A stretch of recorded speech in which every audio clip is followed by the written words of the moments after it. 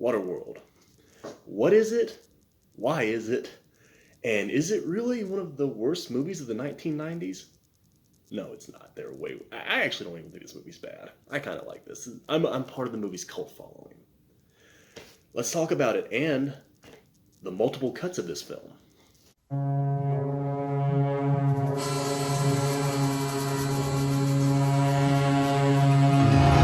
The future.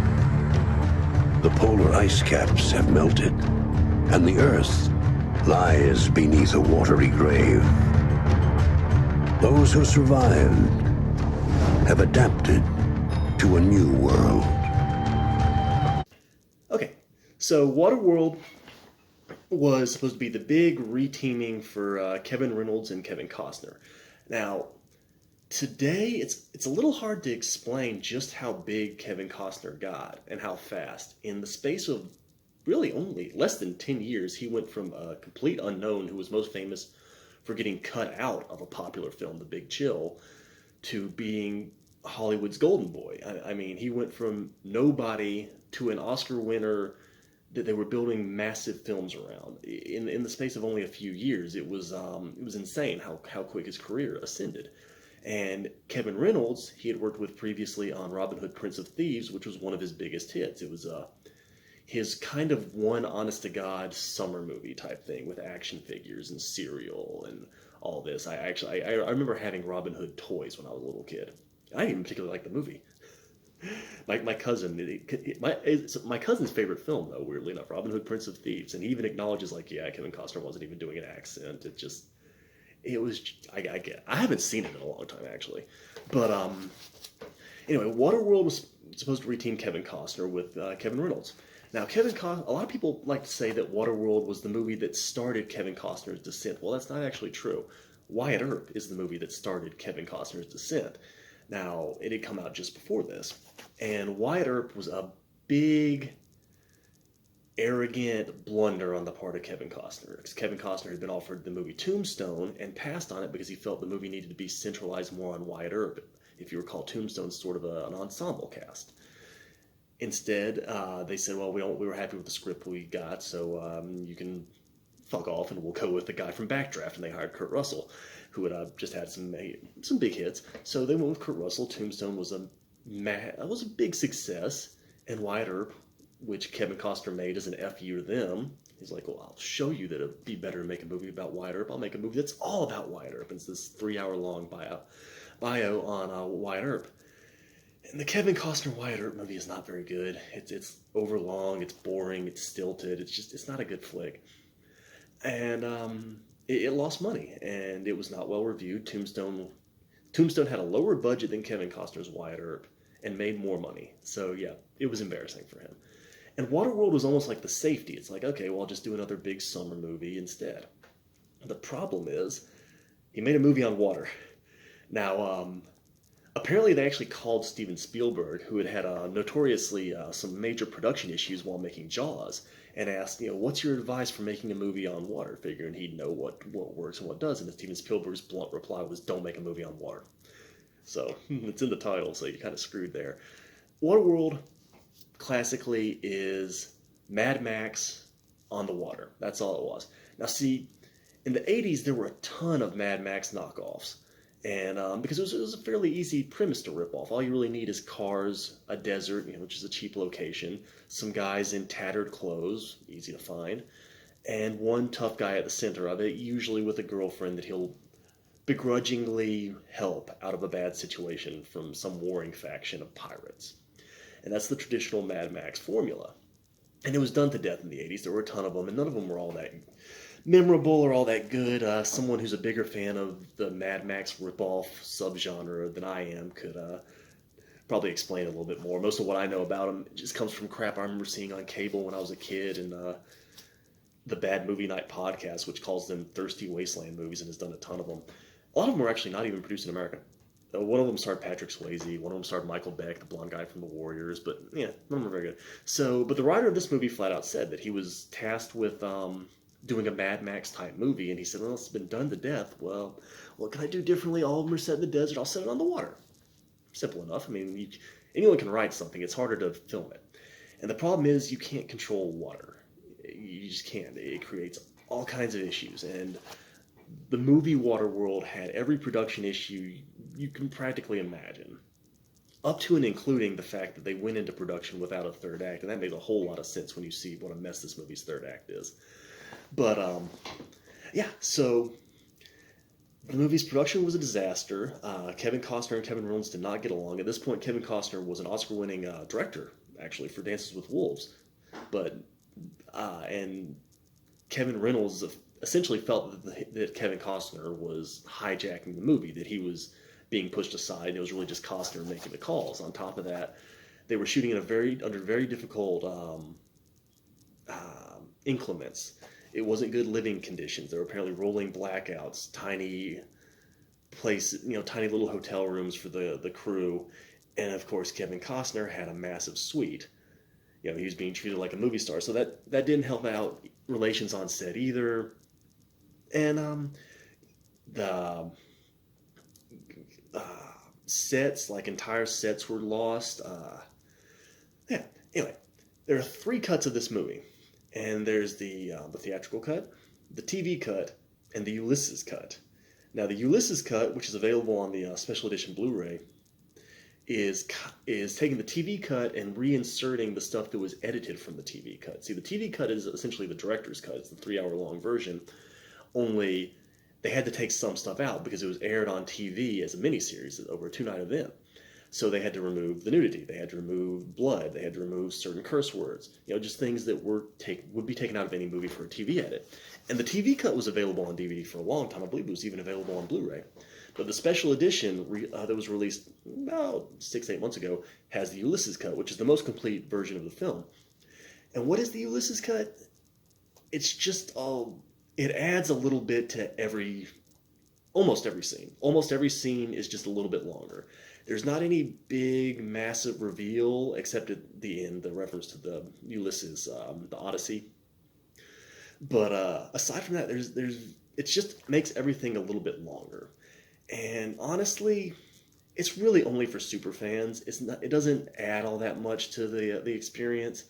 And one could actually argue it kind of hurts the pacing a little bit, because Waterworld is a lopsided movie. And that's the biggest flaw with this flick, is that it has its biggest, coolest action sequence in the first hour. The smokers' attack on the atoll.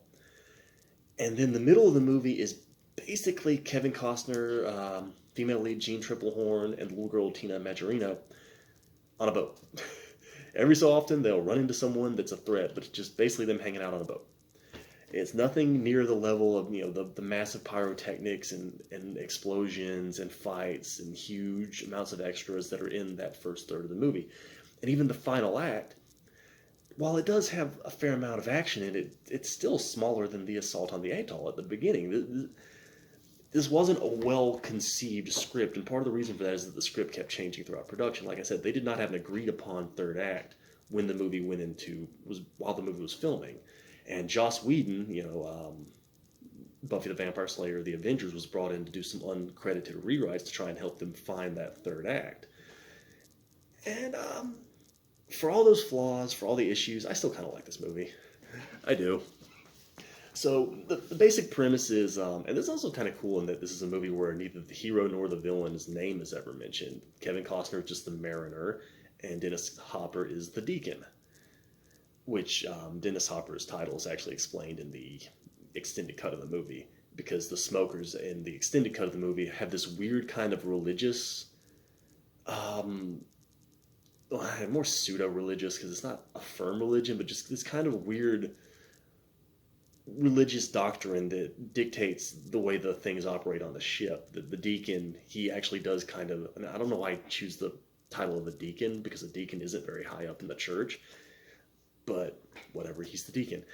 They may literally have not known what a deacon was. I had to look it up to be precisely sure of what it is. It's beneath a priest. Almost like a priest assistant. But there's this whole thing where he'll give sermons and talk about bounty and their destiny, and they're the church of eternal growth. It's No, there's not a lot spent on it, but it is at least kind of explained why he would be called the Deacon in the extended cut of the movie. Anyway, so Kevin Costner is the Mariner, the Mad Max of the movie, and he's this drifter who's, obviously got kind of like a system to self-sustain on this little boat that he rides around in the endless water after the polar ice caps have melted and covered all land with water, which wouldn't happen scientifically. That's impossible, but it's a movie. There's not enough water in the polar ice caps. If they melted, it would only rise sea level a little bit. But yeah. So he arrives at this atoll, which is these little floating city ships, essentially. And he manages to get in and in the extended version, you see that other people are being forced away with a water cannon. That most of the time, people would not be allowed in these places because this has been going on for a long time. Humanity lost the Earth a long time ago. It has been floating, so resources are becoming extremely scarce. You need dirt to be able to grow plants. You need fish. You need, the things that we would need to survive are becoming very hard to find. And the Mariner, Kevin Costner's character, has a lot of dirt. And there's this whole thing where, like I said, they really need dirt because they need to be able to grow food. So they let him in when they're turning other people away. And he arrives, and he's this, like mysterious badass Mad Max type. And I actually think Kevin Costner's good in this movie. Apparently, he got really bad reviews for it. I think it works. I think he does the kind of glowering tough guy pretty well. I mean, I like him in this movie. I like him a lot. This is actually one of my favorite Kevin Costner performances. Now, Costner right now is on that show Yellowstone, and he just had a movie come out called, I think, Don't Let Him Go, or maybe Let Him Go. I can never remember. But I like him in this movie. And so anyway, he arrives at the atoll. He trades his dirt and just kind of cleans him out because he's got him over a barrel. I mean, they basically have to give him what he wants because they need the dirt. So he buys everything he can, including the shelves from this little market run by Jean Triplehorn, the female lead. And she's got this little girl with a tattoo on her back, played by Tina Majorino. I may not be pronouncing that name right, but that's how it's spelled. But she's Napoleon Dynamite's girlfriend. She was also on the show Big Love with Jean Triplehorn. But the little girl's name is Enola, which is alone spelled backwards, and they found her she's not the biological daughter, they found her in a basket floating in the sea and just took her in. So the Mariner ends up being arrested because he's a muto! He's got webbed feet, and he's got little gills behind his ears that some people say look like vaginas. And so the Mariner's arrested essentially for the crime of being different. It's not really clear exactly what. I mean, he kills the one of the atoll enforcers, like their version of the cops, when they're trying to arrest him. But they were already arresting him when he kills one of them trying to get away. So they arrest him, and that leads into what I think may be the only fully deleted scene from the entire movie, which is where they're going through all this crap on his boat, just pilfered junk, just things he's found, and they find a thigh master. Now, if anyone remembers what a thigh master was, it was it was shaped like this, and you would put it between your legs, and you would bring it in and in and in. And it was supposed to exercise your thighs. Now, I think they eventually determined that it didn't really do anything because I never see them anymore. I can't remember the last time I saw one, so that really dates this movie, mid-90s, 95. But they find a thigh master, and they're like, this is clearly some kind of torture device. It's a really stupid joke. It's not funny. But and the Jean Triplehorn character kind of tries to defend him, but their minds are pretty much made up. And in her little subplot, she's off with this old guy named Gregor, played by the late Michael Jeter. And the only other thing I've ever seen him was The Green Mile. He was the crazy old Cajun inmate that gets executed in The Green Mile, the Tom Hanks Stephen King movie. But Gregor's trying to build a balloon so they can fly away just as soon as they figure out the tattoo on Enola's back, which is supposed to tell them where to find dry land. And it's a circle with some little Asian markings around it. So, and no one can figure out what this thing is. So,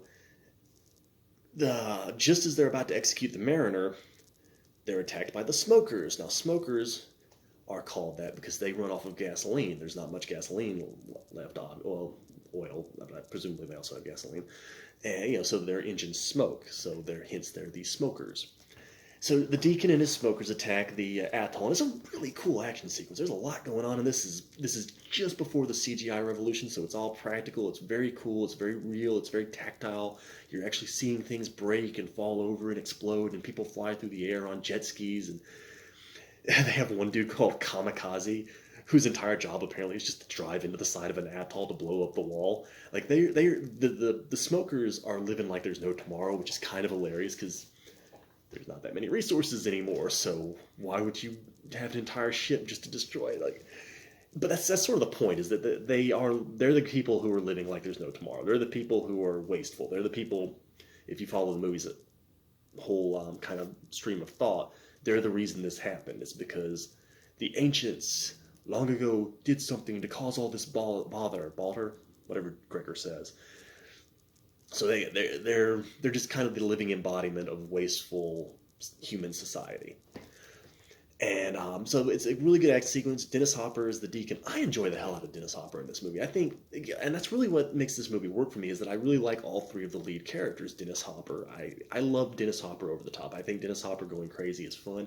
My favorite movie of all time, Apocalypse Now, is Dennis Hopper just blitzed on cocaine as the photojournalist. Just remember that, is the zap him with your sirens, man. Just zap him with your sirens. Texas Chainsaw Massacre 2. Bring it all to hell. Bring it down to the devil. Dennis Hopper is a lot of fun when he's going over the top. Now, apparently, not everyone agreed on that, because Dennis Hopper actually won the worst supporting actor of the year in 1995. No fucking way. No way there was... I mean, even if you don't like this movie, even if you find Dennis Hopper annoying as an actor, there's no way that this is the worst supporting actor. The Razzies are kind of a joke. I mean, the Razzies are practically a witch hunt. They're not so much about finding the worst movie. They're more about just slamming people that are currently fashionable in Hollywood to slam. That's really all it was. I mean, from what I recall, Sylvester Stallone actually has a record for the most Razzies ever won. And like, I mean, Stallone's not the best actor, but he's certainly not the worst. But anyway, and that was the only Razzie this movie won. It was nominated for a couple others, but it did win Worst Supporting Actor for 1995. So, yeah, I like Gene Triplehorn, I like Kevin Costner, I like Dennis Hopper, so I like the three leads of this movie, but that does lead into a little bit of an issue with this movie in that there are very few characters in this movie.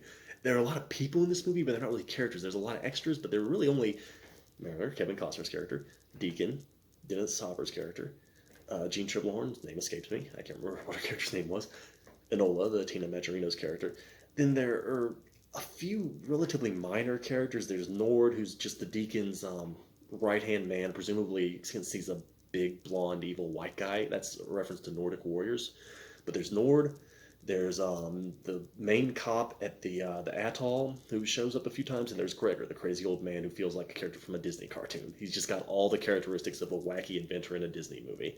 Just like the mustache and the glasses and the way he talks and always nervous. His stupid inventions that are overly complicated and don't really work the way they're supposed to.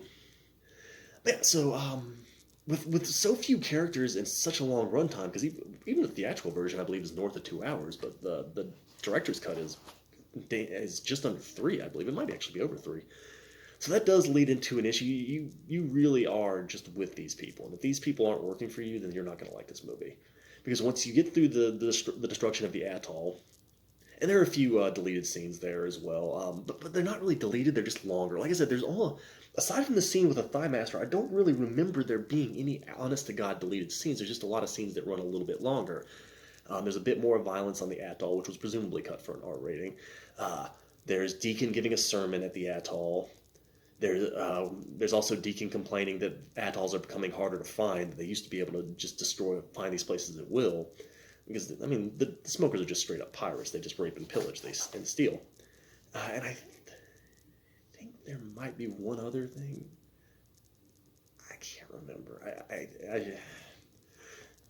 It's a 3-hour movie. Sue me. I can't remember. I think that it might have showed a little bit more of them sacking, like taking the women and stealing the food, but I don't remember. So we get through the destruction of the atoll, and then the movie really slows way down, and it's just the Kevin Costner and the two women on his boat, because they convince him that if they help him get off the atoll, they'll sail away on his boat. Essentially, he'll give them transport away from the destroyed atoll. So they get on Kevin Costner's boat, and most of the deleted scenes are, again, using the wrong term, extended scenes, are just Kevin Costner and two women on the boat. And it's just a lot of conversations. You get a bit with the mariner talking about how he doesn't need any friends because his boat is his best friend, which is kind of paid off in the theatrical cut when he just says, "My boat." And you don't really know why that.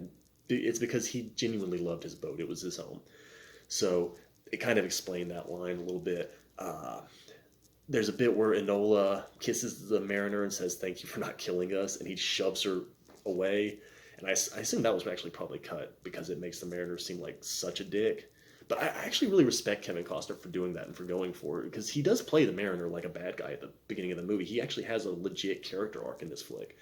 And I like that. I like that the actor was brave enough to play a character that was potentially unlikable like that. So, but yeah, that was cut.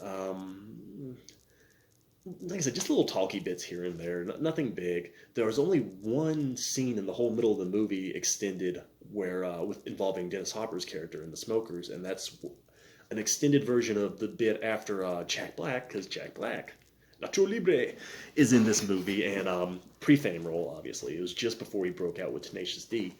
So he has a very small part as the pilot of the airplane that attacks the mariner's boat. And after that whole action sequence happened, which is actually pretty cool. I love the part where the boat flips and just like catapults Kevin Costner the hell off. That was funny as hell. But you actually see the Jack Black talking to the Deacon after that happens, and then Deacon goes over and speaks to Nord. So you get a little bit more of Jack Black there, and you get a specific shot of Jack Black at the end of the movie when they're all rowing, when all the smokers are rowing the giant Valdez. What's it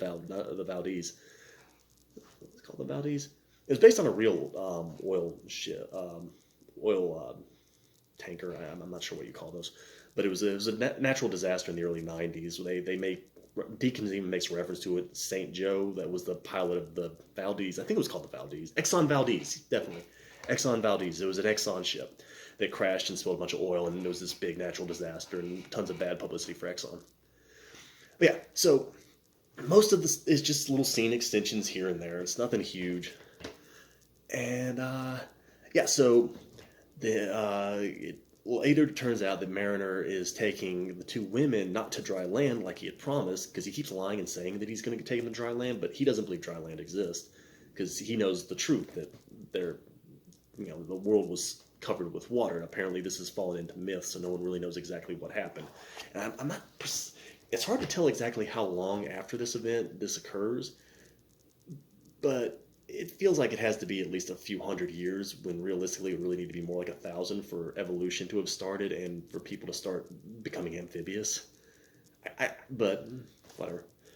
So anyway, yeah, he takes them to the slavers, and his intention is apparently to sell them to slaves. Now, one thing that always struck me in the movie is that the slavers are just like 20 assholes living on a pole in the middle of the ocean. Well, no, the slaver ship was this whole action set piece that had to be canceled because the ship sank and all that was visible was the pole. So that just had to be flat out cut. And Mariner shows the Gene Triplehorn's character in this bubble thing, which apparently water pressure isn't a thing anymore. Or, I don't know. It's not really clear how deep they go, but I feel like someone's ears would have exploded.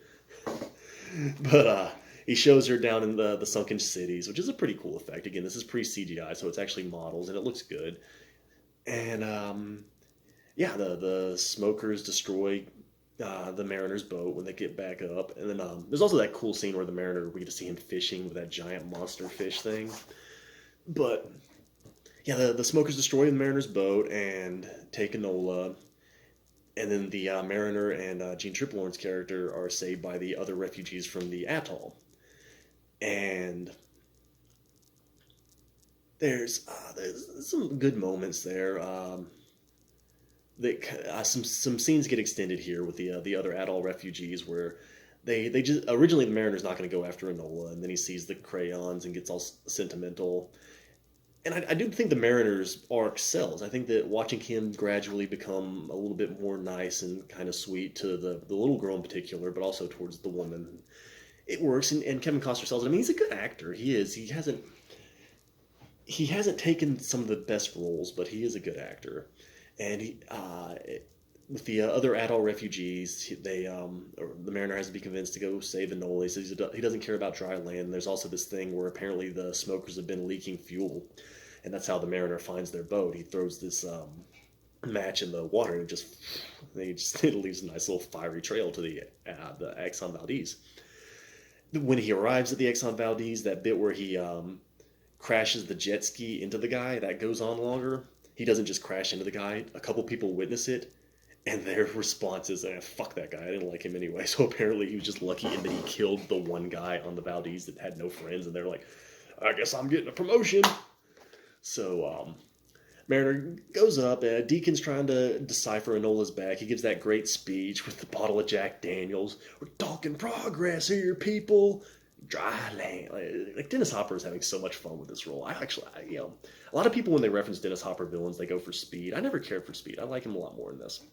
But this ending is so lame. Oh, it really is, because the Mariner, all he has to do is go to one of multiple ports, unguarded and unlocked, in the Exxon Valdez that lead directly to the fuel reservoir in the bottom of the boat, and drop a flare and blow it up. It's the equivalent of if they had arrived at the Death Star at the end of the first Star Wars, New Hope, and there was just a big red button every 100 yards that said self-destruct. And that's all it took to destroy the Death Star, because that's all it takes to destroy the Exxon Valdez. Just go, because we know there's more than one, because we see one earlier in the movie too. So there's one below deck and there's one above deck, so there's at least two. There's no lock on them. And you could say, well, why would they blow up their own boat? You're going to tell me that in a ship of drunken pirates that are habitual smokers, because they all have cigarettes, no one has ever flicked a cigarette into that and blown up that boat. It's a really bad, sloppy ending. It's a lazy, rushed, we're already in production, we're already over budget. This movie was way over budget by, it was way over budget all along, but, it was just lazy. It's not a good ending. But whatever. And even the way the Deacon takes himself out is pretty stupid. Oh, we're all just going to drive straight at each other. Even if the Mariner hadn't grabbed Enola, they still would have all crashed into each other. That's not a plan. That's what children do. I'm going to get the ball. No, I'm going to get the ball. Boom. The end of this movie sucks. And then they go to dry land, and you get the scene extensions on dry land, or the Ulysses speech, hence the Ulysses Cut, which is what the ultimate cut of the movie is called, where Gene Triplehorn tells the Mariner, who is more specific on why he's leaving. It's not just that he doesn't really like dry land, it's that he wants to go see if he can find more like him. And she gives the story about Ulysses, who after the Trojan War led into the Odyssey, where he got lost for years and years on his ship ride home, and then when he finally was back, he was with his family, and he would never leave his family again. And that's kind of what she implies she hopes the Mariner will do, is that when he gets done traveling, he'll come back and he'll never leave again. So yeah, and then they go up to the top and they found out that they're on the peak of Mount Everest. So that's why it wasn't swallowed by all the water, because it was just so high. And is Mount Everest the tallest point in the world? I actually don't know for sure if it is. I know there are taller mountains, but they're partially underwater, so they wouldn't have survived. But I don't know that. I honestly don't know. I'm not enough of an expert on mountains. Anyway, that's the whole movie. That's the cut. It's a sloppy movie. It's a movie that was made in one of those production rush jobs where they weren't thinking ahead enough. They weren't thinking forward. They were just making the movie as they made the movie. They're making it up as they made the movie. So that leads into a lot of the flick's problems, but I still find the characters and the action entertaining enough. Most of the humor works for me. I think that this movie kind of just came along at a time when Kevin Costner was becoming fashionable to dislike. He had had too much success and people were ready to see him stumble. And after Wyatt Earp and all the bad publicity surrounding this movie's production, it was just time to kind of mess with Kevin Costner a little bit. And then Kevin Costner doubled down notoriously with The Postman, which seemed to be him saying, I can so make a great post-apocalyptic movie, and I'm going to direct it myself, and wrecked his career with one of the biggest financial disasters in Hollywood's history. The Postman tanked, and it effectively stopped all forward progress on Costner's career. It never really recovered. Now, Costner and his director of this movie did work together on Hatfield and McCoy's, which led to a little bit of a comeback for him. He won all the awards for that. That was a record viewership for a TV show. And now he's on Yellowstone. But yeah, I like Waterworld, and I think it's not nearly as bad as some people lead you to believe. I enjoy it. I have never seen The Postman, though, so maybe I should watch that. Probably not, though.